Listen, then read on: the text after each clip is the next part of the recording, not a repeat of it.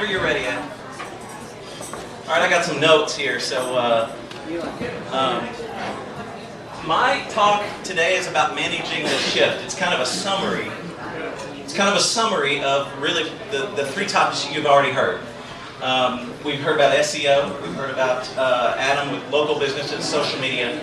I'm going to get to the nuts and bolts of it really without talking about any tools whatsoever. So, like you said, my name is Bill Powell. Managing the shift is really about going from the old way to the new way. And the shift has already happened. I think Chris Rice had mentioned something about how the shift is going to happen or is happening. Well, it's already happened. We just haven't adapted and adjusted yet. So, anyways, let me refer my notes here. In the essence of transparency, which is what I'm going to preach about today, I'm going to talk to you about how I'm very anxious about doing this presentation. So I'm sure I'll do all right with that. All right. The old way is like archery. Like you get a target, you go after your demographic, you peel back, and you hit it. Television, radio, all the traditional direct mail. You find your segments and you go after it. Well, the new way is ping pong. It's going back and forth, engaging with your customers, talking with them on a real level, not just some sort of salesy level, but going back and forth.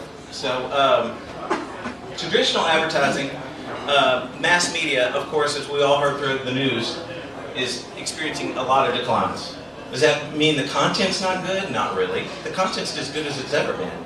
But why is that? Well, mass media has seen this print circulation has seen 7 million people in the past 25 years leave it.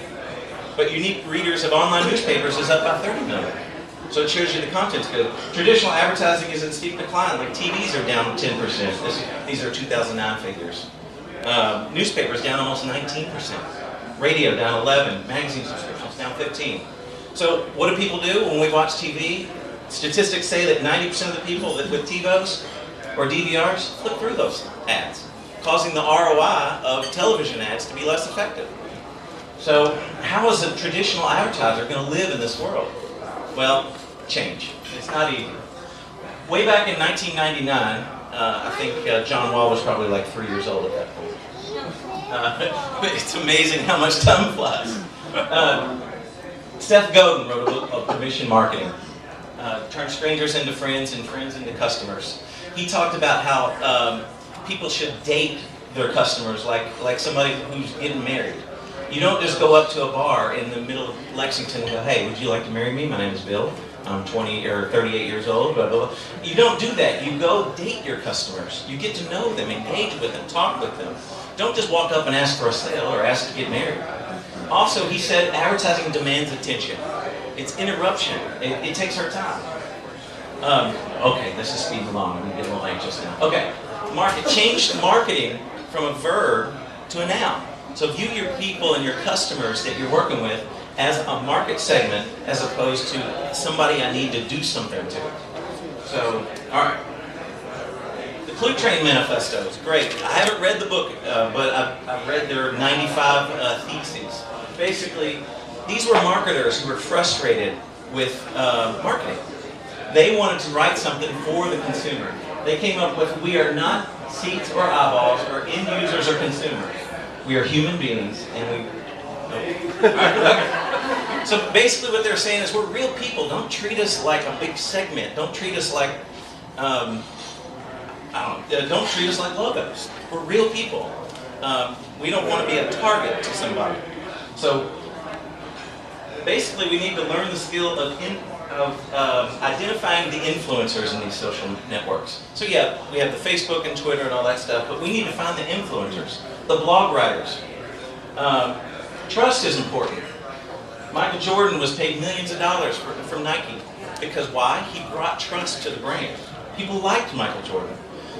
Statistic I have written down here says 78% of consumers trust peer recommendations, but only 14% trust advertisements.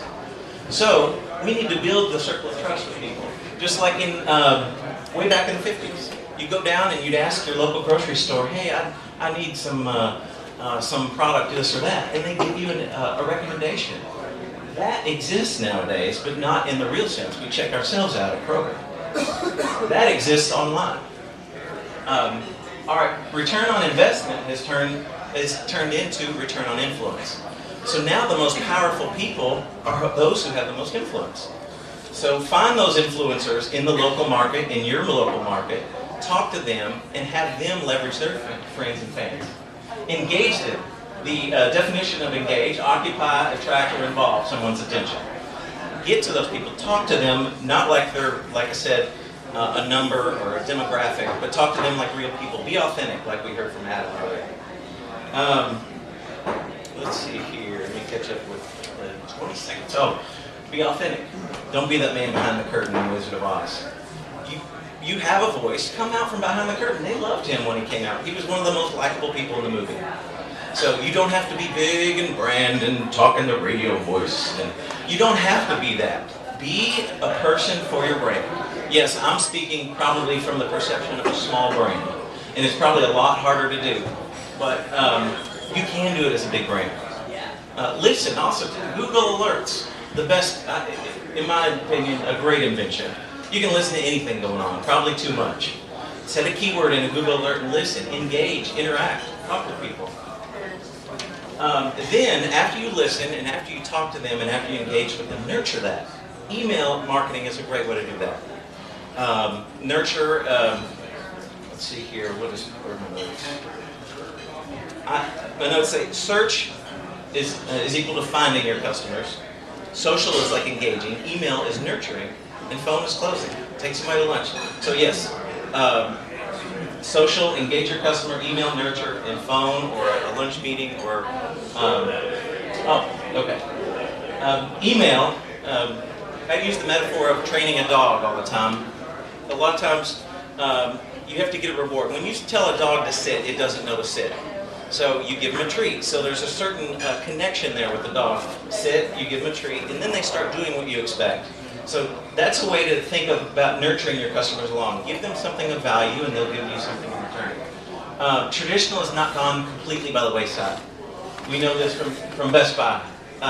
They've launched a huge engagement campaign with their 12 Force. They want you to identify with their real people. Well, they did traditional radio and TV. I think they even did a Super Bowl spot on bringing people to their social presence. So, traditional is by no means broken. It's just not the priority. Things have turned upside down. That shift has changed from traditional first to social second. Now it's, I believe, social first and traditional second.